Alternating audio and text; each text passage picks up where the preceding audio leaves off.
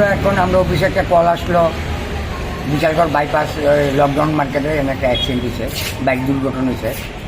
তো আমরা সঙ্গে সঙ্গে গেলাম, গিয়ে দেখলাম দুজনকে পাইছি যারা বাইক চালাইছে, আর হ্যাঁ মিসেস।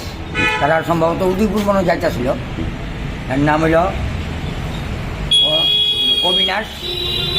অবিনাশ সিং, এর বয়স আনুমানিক 21, আর একজন পদ্মা রানী সূত্রধর মিসেস। আচ্ছা, আরেকজন শুনলাম যে উনি এই বাইকটা দিয়ে আরেকটা লোকের বাড়ি দিয়ে হসপিটাল নিয়ে এসে, আর আমরা পাইছি না। মানে টোটাল 3 জনে আসলো এই জায়গাতে, আপনারা 2 জন পাইছেন? আমরা 2 জন পাইছি। সম্ভবত ভদ্রমহিলা হঠাৎ করে গ্রুপে দৌড় দিছে। হ্যাঁ, এটাই দুর্ঘটনা।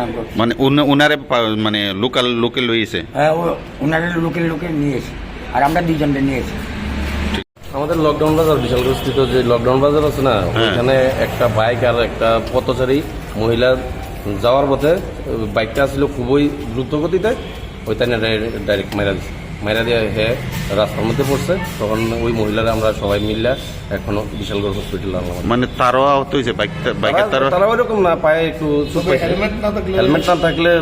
মানে ফায়ার সার্ভিস জানাচ্ছে কি তারারে?